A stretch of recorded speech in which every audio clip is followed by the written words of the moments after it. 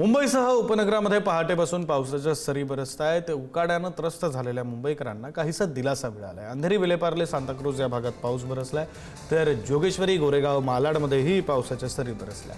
घराबाहेर पडलेल्या मुंबईकरांची तारांबळ उडाली।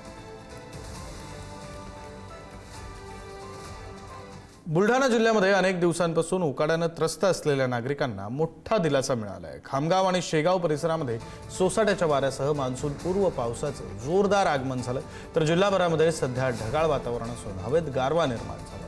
पावसामुळे शेतकरी राजा देखील सुखावलाय। जिल्ह्यातील शेतकऱ्यांच्या पेरणीपूर्व शेती मशागतीच्या कामांना आता वेग येणार आहे।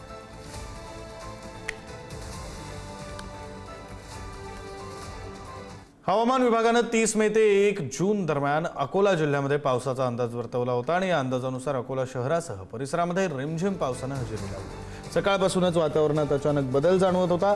आकाशामध्ये ढगांची दाटी झाल्यानंतर हलका पाऊस झाला। सध्या अकोल्याचं तापमान हे 41 अंश सेल्सिअसच्या वर असून गेल्या काही दिवसांपासून नागरिकांना तीव्र उष्णतेचा सामना करावा लागतो।